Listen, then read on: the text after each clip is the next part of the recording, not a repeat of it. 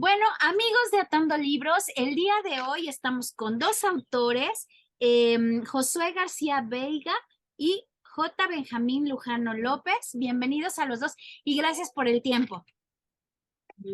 Muchas gracias a ti por darnos el espacio y ojalá al público le interese esta obra recién publicada por el Fondo de Cultura Económica. Claro, y queremos también darle, como siempre, las gracias al Fondo de Cultura Económica, que siempre nos brinda este espacio para platicar con sus autores. Y bueno, vamos a hablar del capitalismo del quinto con André Kondratiev. Y quiero primero empezar a comentarles que, bueno, aquí en este espacio siempre hablamos desde el punto de vista lector, pero también lo mezclamos con la parte periodística. Y me llamó mucho la atención porque ustedes plantean primero una introducción que nos va dando como estas pistas de qué va este libro que me parece súper interesante, porque ustedes hablan de la acumulación del capital, la tecnología digital y los procesos socioinstitucionales. Nosotros cuando estamos en la escuela casi siempre vemos Marx, el capital del trabajo, amigo, chao, que te vaya bien. Y ustedes empezaron ahora sí como se dice, a desenhebrar todo este cúmulo de teoría económica, política y social y plantean unas ondas largas y a través de eso van haciendo un recorrido por la historia. A mí me gustaría primero empezar, ¿qué es lo que les motiva a ver el paso de la sociedad, su economía, estos picos y crisis con esta teoría que ustedes llaman contra Tieu? Claro, bien, Angélica, pues mira, muy concretamente, como bien tú lo acabas de señalar, hay muchos elementos en el libro y lo interesante no es ver cómo hay muchos elementos, sino cómo se articulan. Y nosotros, en efecto, partimos de esa propuesta teórica para articular, para hilar todas estas dimensiones y ver cómo se explican, pues, esto de la dinámica global, la economía contemporánea, etcétera. Entonces, definitivamente lo que van a encontrar en el libro es un desafío, es un reto justo para explicar o para entender lo que vivimos desde una perspectiva histórica de larga duración y con distintos elementos, lo tecnológico, lo institucional, lo social, las tensiones políticas, entre otras dimensiones. Entonces, pues bien, es ahí para comenzar. Claro, y me parece que ustedes hablan que este tipo de ondas, pues obviamente van desapareciendo cuando hay prosperidad, pero también lo vinculan y me pareció muy interesante a esta parte de la innovación. Entonces, ustedes realmente, primero quisiera yo saber, ¿son economistas, son sociólogos? Porque pudiera el tema de repente escapar un poquito a la atención del lector normal. Sí, bueno, probablemente habría que señalar que esta obra fue escrita por cuatro coautores, Miguel Ángel Rivera, Óscar Araujo, Josué García y Benjamín Lujano. Entre los cuatro somos economistas, somos profesores en la UNAM y esta obra la comenzamos a articular a partir de cursos de posgrado que impartimos en la universidad. Entonces empezamos a discutir qué es lo que estaba sucediendo en la economía global, cómo es que durante varias décadas se había venido polarizando la sociedad, generándose una gran desigualdad, generándose una gran tensión en la cuestión entre Estados Unidos y China, que la tecnología, el poder tecnológico se iba concentrando y que la esfera financiera iba cobrando mayor peso respecto de la economía productiva. Entonces, entre todas estas inquietudes que nos fueron surgiendo, descubrimos que la única teoría que nos permite amalgamar los elementos y darle una visión de unidad es la obra de Karl Marx y la noción del ciclo largo que aporta el economista ruso Nikolai Kondratiev. Entonces, lo que habría que señalar para los no especialistas es que el capitalismo, el sistema económico capitalista que comienza a desarrollarse en los últimos 3 siglos, tiene una gran capacidad para generar crecimiento económico. Esta gran capacidad de generación de crecimiento económico se sustenta en el cambio tecnológico, en las revoluciones tecnológicas y sobre todo en lo que llamamos las revoluciones industriales.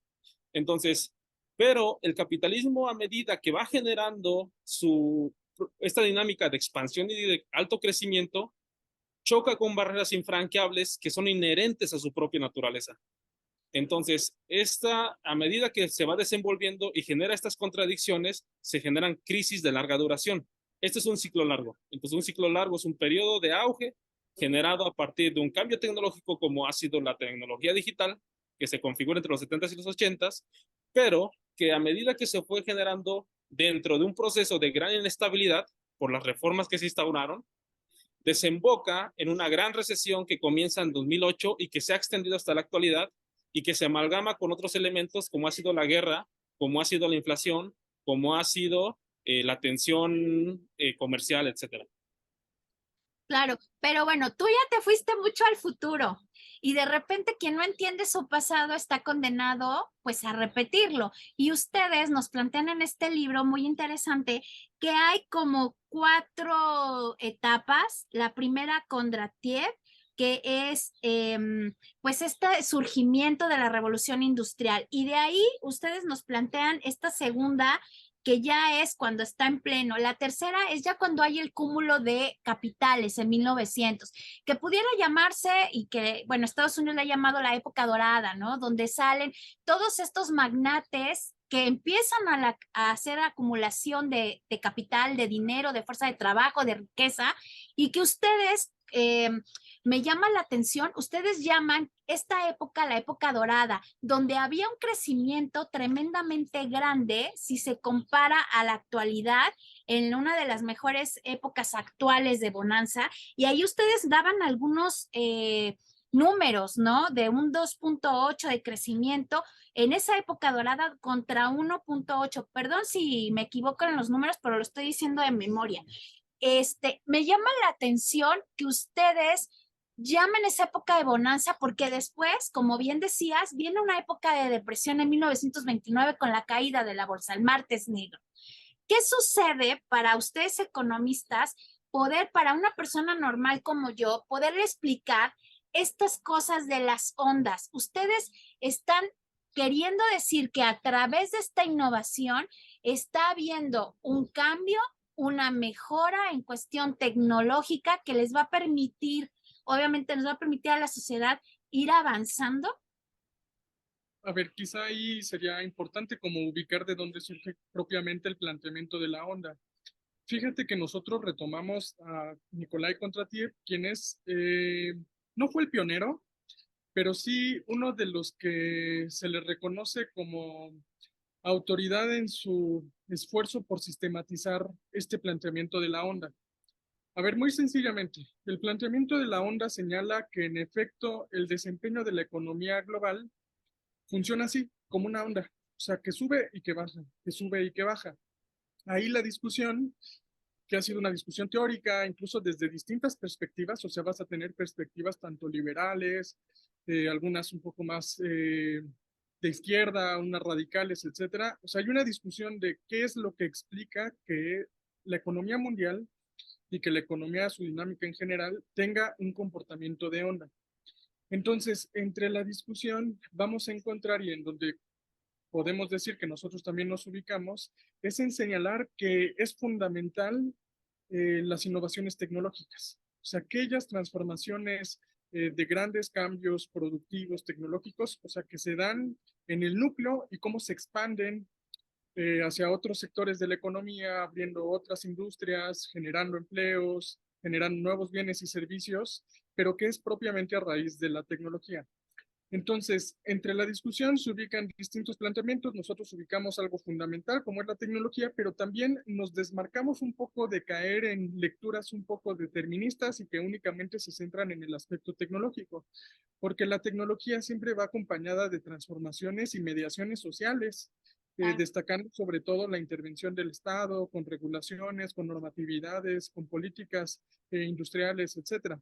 Entonces, si estos cambios tecnológicos en efecto logran una adecuada difusión con respecto a sus usos en otras actividades económicas, generando empleos, van o tienen la potencialidad de generar una revolución propiamente industrial, que ahí habría que mencionar, que ubicar la diferencia entre el cambio tecnológico, cómo se difunde y logra en efecto una revolución industrial, y que eso va acompañado de bienestar social, de ingresos, de consumo, etcétera. Entonces, como tú bien señalas, primero es, uno, entender por qué funciona como onda, y otro momento es cómo periodizamos o sea, la historia del capitalismo contemporáneo, siglo XIX, siglo XX hasta la actualidad, y vemos en qué onda nos ubicamos y sobre todo en qué fase de la onda, porque hay una fase que sube y hay otra fase que está en crisis o que cae, que es la depresión.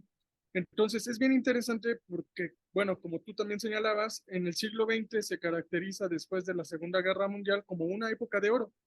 Más allá del número exacto, creo que lo interesante y lo importante es observar que sí hubo una época de bonanza, o sea, creo que de la que pues todavía anhelamos un poco entre generaciones pensar que el estado de bienestar y que bueno, ese momento como que era el capitalismo buena onda, lo que sea, y que después eso entró en caída, eso está en crisis, ¿y a qué se debe? O sea, es justamente ese interrogante lo que nos animó también a preguntarnos y a investigar y dar a luz este libro. Sí, me llama la atención porque ustedes están haciendo una revisión de histórica de de estos efectos de bonanza, pero también estas caídas, ¿no? Y por aquí ya hablabas tú anteriormente de este efecto del 2008, hablas de esta burbuja inmobiliaria, ¿no? Que hemos visto en el Lobo de Wall Street y algunas películas que tratan precisamente de este efecto dominó. Es muy interesante. ¿Esta teoría serviría en determinado caso para ir previniendo o hacer previsiones en cuestión de hacia dónde va la economía con una parte globalizada como ahora la tenemos? Bueno, lo primero que hay que considerar es que la teoría por sí misma lo que hace es comprender y dar una base metodológica para estructurar los distintos elementos. O sea, si vemos la realidad es una integración de múltiples cosas, concreción de múltiples determinaciones. Pero lo que hace la teoría y la metodología es capturar la esencia para poder comprender los elementos principales y los secundarios. Entonces, lo que estamos proponiendo en esta obra es que con esta teoría de los ciclos largos y de la obra de Karl Marx, nos va a permitir comprender qué ha sucedido durante las últimas 4 décadas, a partir de la configuración de una revolución tecnológica que hemos llamado sistema digital. Este sistema digital es muy poderoso porque lo que hace es permitir la comunicación del ser humano con las máquinas y de las máquinas con las máquinas entre ellas. Entonces, esta tecnología lo que ofreció en su primer momento es mucha prosperidad. Pero después de 4 décadas lo que estamos viendo es que sucedió lo contrario, una gran marginación y exclusión social y una gran concentración de la riqueza y del poder tecnológico en pocas manos. Entonces, ¿por qué ha sucedido esto? Y tiene que ver con lo que señalaba José como los elementos normativos institucionales y del poder que fueron dándole su motoricidad. Entonces, lo que sucedió es que la tecnología generó una onda de crecimiento, pero con una gran inestabilidad. ¿Qué significa gran inestabilidad? Que todo el tiempo vivíamos crisis. Todo el tiempo escuchábamos, los millennials tenemos conocimiento de esto, todo el tiempo escuchábamos de alguna crisis. Y tiene que ver porque hay una gran inestabilidad debido a que no había ese control y esa regulación sobre los elementos tecnológicos y sociales. Entonces, una vez llegado la crisis de 2008, lo que vamos a observar es que comienza a entrar un declive del crecimiento de la economía mundial. ¿Y por qué entra en declive el crecimiento de la economía? Porque la productividad no crecía. ¿Y por qué no crecía la productividad? Porque la ganancia promedio de las empresas estaba cayendo. ¿Y por qué estaba cayendo? Entonces, de ahí venimos, digamos, engranando una serie de respuestas para comprender efectivamente lo que estamos viviendo con el COVID y lo que estamos viviendo con la economía, porque todavía no se han resuelto los problemas de esta última onda larga. Claro, y ahorita que hablas de la última onda larga, pues ustedes también analizan, ¿no? Cómo a partir de la irrupción del Internet se empieza a concentrar el poder en estas grandes empresas, que es la parte de Google, la parte de Amazon, Yahoo, que fueron los primeros y que han detonado, bueno, en un Silicon Valley que empezó a regir como los destinos de la economía mundial con estas startups, con este venture capital, ¿no? Estos capitales de riesgo donde la gente empezó a invertir. Sí, sí sé, chavos, sí sé, de venture capital y toda esta parte de capitales de riesgo, ¿no? Entonces empiezan a ver estas manos mágicas que te empiezan a ofrecer los negocios de wow, que vas a ganar los miles y de repente no se contó con esta previsión de que, bueno, estos eran capitales de riesgo que lo mismo podían subir que de repente caer y lo vimos hace poco con el cierre del banco de Silicon Valley, ¿no?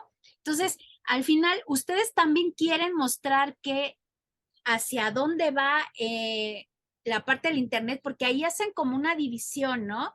De la parte del AI, que es ahorita un tema que está en boom.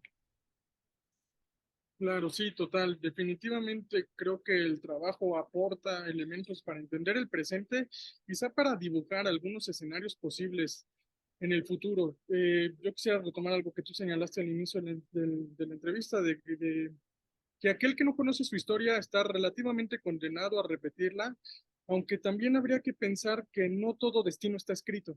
Claro. Entonces, pensar que el presente también está muy abierto, aunque hay tendencias que en efecto ejercen presión sobre la configuración del presente y del futuro cercano. En ese sentido, aterrizándolo al escenario y del desarrollo tecnológico contemporáneo, pues sí, habría que decir que en efecto estamos viviendo procesos acelerados de mucha innovación, con muchas propuestas para utilizar la tecnología y que además están muy concentradas. Pues en efecto, quienes están desarrollando los algoritmos de fronteras de inteligencia artificial, pues siguen siendo las mismas startups que vimos en los años 90, pero que hoy son grandes oligopolios y que concentran ganancias y que concentran también la regulación de cómo eso se está desarrollando. Compran a las pequeñas empresas que están con promesas latentes de innovaciones, las compran, las adquieren y las meten bajo esta misma dinámica. Entonces, habría que señalar que lo que ahorita son como la antesala de esto que se está llamando mucho ahorita como inteligencia artificial, pero que vislumbrando que se siguiera desarrollando bajo los lineamientos sociales en los que se está haciendo, pues definitivamente va a seguir aumentando la marginación social, la exclusión social de este uso de tecnologías, de la generación de ganancias cada vez más concentradas. Entonces, lo que nosotros hacemos con el libro es también una propuesta a reflexionar en esas formas en cómo se está desarrollando actualmente estas tecnologías y cómo proponer o abrir el debate público para ir construyendo alternativas de otras políticas, de otras normatividades que pudieran matizar, que pudieran mitigar esa forma de desarrollarse esta tecnología digital tan polarizada, ¿no? Entonces, creo que esos elementos sí están en el libro, al menos se esbozan y creo que son elementos interesantes para discutirlo. Claro, porque hablaban hace ratito precisamente por esta falta de regulación en el Internet en sus inicios, pues tuvimos esta debacle, ¿no? Y que de la cual todavía no salimos. ¿Podría ser que la inteligencia artificial fuera el inicio de una posible crisis y en qué estado quedaría la economía? Porque estamos viendo que ahorita todo es inteligencia artificial y poco se está regulando, desde hacer libros sobre inteligencia artificial hasta trabajos, investigación. Sí, muy buena reflexión que haces. Bueno, lo que habrá que señalar es que la tecnología digital tiene por sí misma una tendencia a concentrarse como monopolio natural. ¿Qué es el concepto de monopolio natural? Significa que esta tecnología se vuelve más benéfica entre más concentrada esté. Entonces, entre más usuarios usen Facebook, pues todos los que usan Facebook se benefician en conjunto. Entonces, la tecnología digital, conformada a partir de plataformas digitales en los 2000, tiende a concentrarse de manera natural. El problema es que desde un inicio se careció de esa regulación. Entonces, se combina la disrupción digital, que significa que se benefician los primeros que llegan, con la baja regulación que se venía dando desde los 70s y los 80s en la economía en su conjunto, lo que se conoce como neoliberalismo. Entonces, Ante esa baja regulación y esta concentración natural de la tecnología digital, estos grandes emporios digitales, que los llamamos Big Tech, tendieron a ir concentrando más el poder tecnológico e ir canalizando sus beneficios hacia la esfera financiera. ¿Cómo lo canalizaron? En la recompra de sus propias acciones, en el incremento de la capitalización bursátil y en la especulación dentro de otros elementos de capital ficticio, como le llamamos. Entonces, de esta forma, el avance o el pasaje al segundo nivel de digitalización, que es la inteligencia artificial, se configura como una amenaza, no como un beneficio para el conjunto de la humanidad, sino se perfila como una amenaza por la forma en la cual se vino configurando el mercado de la tecnología digital. ¿En qué sentido se convirtió en una amenaza? En que se generará una gran marginación de los trabajadores, de las pequeñas y medianas empresas y sobre todo de los usuarios que están interactuando en el sistema digital. Ok, ahora, ¿ustedes creen, porque ustedes también hablan ahí de la animadversión entre China y Estados Unidos? China desde hace algunos años está tomando regulaciones sobre el uso de la inteligencia artificial, tanto que los investigadores tienen prohibido utilizar esta inteligencia artificial y los estudiantes, y en caso de que la hagan, los estudiantes, en este caso, tendrán que poner algunas etiquetas. China está tratando de regular esto. ¿Creen que en esta posible crisis, si se sigue sin regulación, China, por adelantarse a ver el problemón que tiene enfrente, pudiera ser como ahora el eje ahora sí que de dictaminar y el ganón, como se dice? Listo, pues sí, es un tema bien interesante pensar desde ahí la hegemonía, la relación entre Estados Unidos y China. Yo, ordenando un poco el planteamiento, diría que China, desde su ascenso, que empieza más o menos con la llegada del nuevo milenio, habría que pensarla muy en relación con Estados Unidos como socios comerciales. De ahí que China va creciendo, que las relaciones entre sus empresas también pasan de empezar con procesos de manufactura muy livianos a procesos tecnológicos de mayor desarrollo. Y pensemos que en efecto China es hoy la gran nación que al menos tiene plataformas digitales casi del tamaño de los Estados Unidos. Ahora, en efecto, hay un tema ahí que es polémico con respecto de si China o no logrará superar tecnológicamente a Estados Unidos. Habría que señalar algunos elementos. Creo que el libro menciona que si algo se caracteriza a un ciclo hegemónico es que toda nación líder posee bajo su control, bajo su dominio, el desarrollo tecnológico de frontera. Y en este caso ha sido Estados Unidos, y que Estados Unidos, frente a esta disputa y frente a estas tensiones, tampoco lo va a soltar fácilmente. Entonces, esos son elementos para decir que, bueno, ok, si estamos viendo un crecimiento acelerado de China, no obstante, no habría que señalar que esto está escrito y que China sustituirá rápidamente a Estados Unidos. Ahora, algo ahí que es bien, también bien interesante y un poco más reciente con los últimos desarrollos de inteligencia artificial, poniendo el caso del chat GPT, mucho se dice que son esos controles de China con respecto al uso de la inteligencia artificial lo que están limitando ahora sus desarrollos contemporáneos, que si China fue justamente estos impedimentos que hizo a sus empresas, a lo que tú acabas de señalar, los profesores, el uso en distintas aplicaciones, lo que hizo que en Estados Unidos sí permitiera esa innovación y que en China no lo hubiera. Entonces, creo que es un debate que está corriendo en curso y que el libro aporta elementos para pensarlo. Y nada, o sea, se está poniendo muy interesante.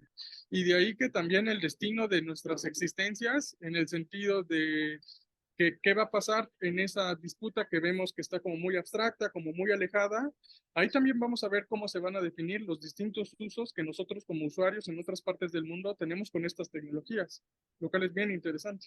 Claro, ¿qué desafío le va a implicar a países como Latinoamérica, ¿no? Que no tienen este desarrollo tan grande en cuestión de tecnología y inteligencia artificial. ¿Cuáles van a ser los retos, ¿no? Para los latinoamericanos, por ejemplo. Sí, bueno, lo que habría que diferenciar es que los impactos de la economía global son diferentes en función del nivel de desarrollo que tienen los países. Entre más desarrollado es un país, más elementos de protección tiene para afrontar las amenazas externas.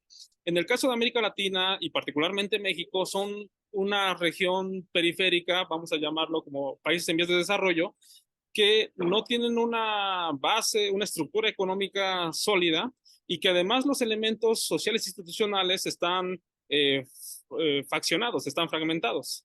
Hay élites que concentran también la economía, mantienen monopolios en los principales sectores y generan sobreprecios al resto de los consumidores, como sucede en México.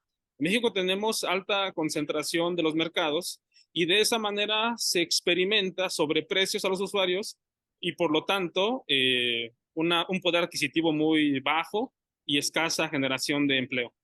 Entonces, ¿cuáles serían entonces las principales amenazas para nuestra región?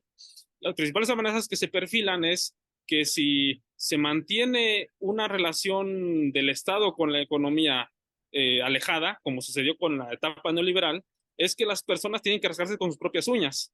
Y lo que se va a suceder es una mayor exclusión y una mayor eh, eh, marginación en los sentidos de educación, de generación de empleo, de generación de propiedad. Adquirir una casa, tener acceso a la salud, cada vez se irá complicando más. A menos que se genere una relación entre el Estado y la sociedad en la cual permitan atenuar estos grandes poderes para que haya una mayor repartición de esa riqueza que se genera por la propia dinámica de la tecnología y del capitalismo. Claro. Pues retos importantes tendremos en los futuros años y yo les quiero agradecer, estamos casi llegando al final de esta charla, les quiero agradecer a José García Veiga y a J. Benjamín Lujano López el que hayan estado con nosotros. Y por último, ¿cómo le recomendarían a alguien que no es economista? Ya hablamos bastante y creo que les picamos la curiosidad, pero ¿cómo recomendarían su libro El capitalismo del quinto con perdón? Sí, yo sé, es algo impronunciable o difícil de pronunciar, no impronunciable, difícil de pronunciar, pero justo pues que acepten el reto de acercarse a algo que parece un poco árido, justo cuando vemos los temas de la economía, el nivel social en el que estamos, los problemas políticos, el conflicto de Ucrania, Rusia, o sea, nos parecen problemas como muy alejados, pero lo interesante es justo que este libro plantea un enfoque para articularlo y al mismo tiempo creo que nos abre la invitación eh, a que pensar que podemos construir otro presente y otro futuro. Entonces yo les sugiero que no tengan miedo, que se acerquen, que es un texto que justo lo hicimos con ese desafío, acercar discusiones que están como muy cerradas, a veces en aspectos, en centros muy especializados o a veces en la academia, con revistas también muy técnicas. Y acá lo que hacemos es un trabajo de ponerlo en lenguaje accesible, de acercar conceptos que son de fácil utilización y que cualquiera que asuma el reto se puede acercar y leer rápidamente el texto. Yo añadiría nada más que en general la realidad es compleja. El mundo, la realidad como tal, tiene una complejidad que nos abruma. Entonces, este libro trata de estructurar esa complejidad para darle un sentido que sea de mayor comprensión. Y definitivamente tendrán seguramente algunos conceptos y hay que pensarle, pero no hay de otra forma. Si no utilizamos nuestra cognición y la ponemos al 100, de otra forma difícilmente podremos actuar de buena forma. Claro, eso, que acepten el desafío, que el tiempo que vivimos no es nada sencillo, pero bueno, tenemos un compromiso con el presente y de construir un mejor futuro.